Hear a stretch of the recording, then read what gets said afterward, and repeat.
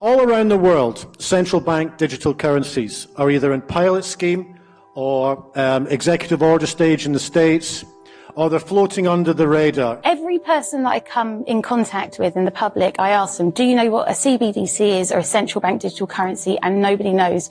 The central bank digital currency is basically what we have now, so it's fiat currency, but it's going to be entirely digital, which means absolutely in the control of the government and the central banks. Such a system would give the state full access to the details of all transactions, as well as the ability to cut off an individual's money supply with the flick of a digital switch. The CEO of the Bank for International Settlements recently told the world that the great thing about central bank digital currency was that they could track every transaction. We tend to establish the equivalence with cash, and there is a huge difference there. For example, in cash, we don't know, for example, who's using a $100 bill today. We don't know who is using a 1,000 peso bill today.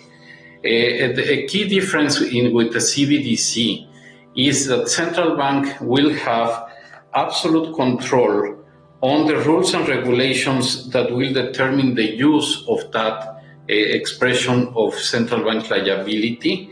And also, we will have the technology to enforce that. What he just told you is if you're not allowed to buy chocolate, your money won't work to buy chocolate.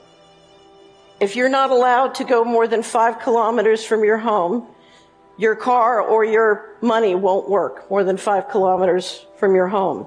And those rules can be dictated and controlled at a phenomenally central level. Central bank digital currencies are programmable. So it essentially means that it's a much easier way to push agendas, political agendas. For example, the World Economic Forum is talking about implementing a carbon allowance. So every individual will be given a certain amount of carbon that they are allowed to emit into the atmosphere.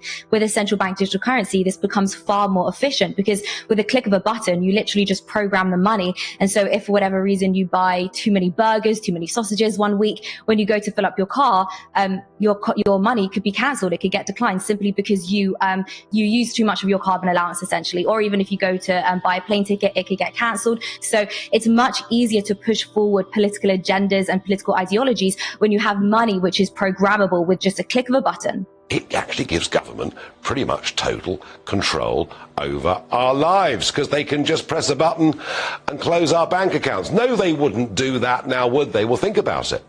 Those Canadian truckers, they were legally and lawfully going about their business driving trucks, but legislation came in demanding that unless they'd been double vaxxed, they couldn't continue in their cabins doing long-distance lorry driving. And they protested, and in the end, their bank accounts were closed down by the Canadian government. Canadian Prime Minister Justin Trudeau invoking emergency powers against the truckers who are protesting vaccine mandates. Banks can now freeze their personal accounts. If your truck is being used in these illegal blockades, your corporate accounts will be frozen. With a central bank digital currency, if you do not hold the correct opinion, and if you're not a good citizen, then absolutely that money will be programmed to be used against you. Our previous Chancellor, now unelected Prime Minister, Rishi Sunak, is clearly a big fan. Central bank digital currencies could be a digital version of money, a bit like a digital banknote. It's all part of the wider story of digital innovation that has delivered benefits to millions around the world and in the UK. What would the benefits be to the general public? Ease of use, I think, would be the only benefit. Convenience. Convenience, and that's how they're going to sell it. The arguments for it are clear. It'll be quick, easy, cheap to transact. There'll be no problems at all, no loose change lying around. There'll be lots and lots of arguments for it. But they won't tell you everything else. They won't tell you how it will be programmed. They won't tell you that it's a spy coin. They won't tell you that they're trying to phase out cash and that they want to track absolutely everything that you're doing. The cons definitely outweigh any type of pros when it comes to, programming it for benefits and things like that. Because the money can also expire. Not enough people talk about that. During times of economic uncertainty, central banks like to print more money in order to stimulate the economy. But we could get to a point where instead of printing money, they say, well, if you don't spend 10% of your savings in the next 3 months, then this money is going to expire simply because they need that money to change hands. If I want to double taxes and just take it out of your account, no problem. They can take your taxes out without you having to bother to pay. They can decide what comes to them first. This is Richard Werner, the top academic scholar in the world on central banking. Also, they never talk about the nature of this CBDC. What is it actually going to look like? They never talk about that. But I heard one European central banker tell me what it's going to look like. He saw it. He was invited to one of the old central banks in Europe that are very much promoting this. They showed him. And, he's a top, executive director of another central bank in Europe. And there's no reason to believe that he was telling me a story. And he was around this large and would be implanted under your skin. So that is the plan. I had a friend, Nick Rockefeller, who was one of the Rockefeller family. And one of the things that we used to talk about was the ultimate plan of the banking industry, what they wanted to accomplish. The ultimate goal that these people have in mind is to create a one world government where everybody has an RFID chip implanted in them.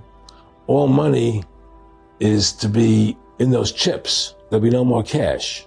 And this is getting me straight from Rockefeller himself. This is what they want to accomplish. And you become a slave. You become a serf to these people. That's their goal. The goal of this manipulation, and has been for a very long time, is to get the world population to see as a good idea, or the only option in given circumstances that are manipulated into place, the creation of a one world government, a world central bank which would administer all financial transactions on the planet, a world currency which wouldn't be coins and notes, it would be merely electronic, cashless society for which there are fundamental implications for freedom, and a microchipped population linked to a global computer, the latter of which sounds bizarre to many people on first hearing, except that we are ridiculously close to it and the technology already exists. Tony Danner is standing at a new frontier in technology. The chip in his hand allows him to start his car, open doors, log on to his computer, and buy snacks in the break room, all with just a swipe of his hand. I scan it at the kiosk, it comes up on the kiosk, and then to finalize your payment, you'll put your RFID chip. The most cutting-edge thing about Hannes Huerblad isn't the phone in his hand, it's the microchip actually in his hand. The tiny implant is steadily becoming a part of normal life in Sweden. Thousands already have microchip implants that they use in their daily lives, waving their hand to gain entrance to the gym, confirm their ID or make payments. What they're trying to do is take the financial system all digital. And we're trying to prevent that from happening because, and I don't care whether it's a central bank digital currency or your Visa card, once you have 100% digital, then you can have central digital control. Using cash is one of the things we can do to make sure the hurdle will be higher for the central planners to introduce the CBDC. Use cash every day if you can. If you can persuade 10 members of your friends and family to do the same, and then persuade 10 members of their family or friends, and we spread this virally, there would be a revolution. We have the power individually to shift the entire state of affairs. We have the power to stop this. We do. The only way this can succeed is if people like you and people like me sit on our ass, sit on the couch, don't get up, don't show up, and go along with it. If you look at the global control grid, it is us, we the people, who are financing it. We are going to work and we are building it. We are spending money in it. We are supporting it. We are supporting the people who are leading it. And we have the power to stop because they are few and we are many. And if we just stop helping, they can't do it. Everybody has power. Every single person. Because when you get a whole bunch of people, even if they have a little bit of power each, and you put it all together, now they got a lot of power. Now they can make governments do what they want. You think a snowflake is powerless until you realize enough of them get together, they can shut down New York City. There are millions and millions of people all over the world fighting. People are pushing back all over, and it's very significant. The human race does not want to be controlled. Freedom has won every time, and every time it looked hopeless. What they're trying to do is so against the fundamental wisdom in the universe that they will fail. You have nothing to lose by fighting it all the way down to the wire every day, because the alternative is something not only do you not want to live in it, but you do not want to arrive at the pearly gates and say that your soul accepted it.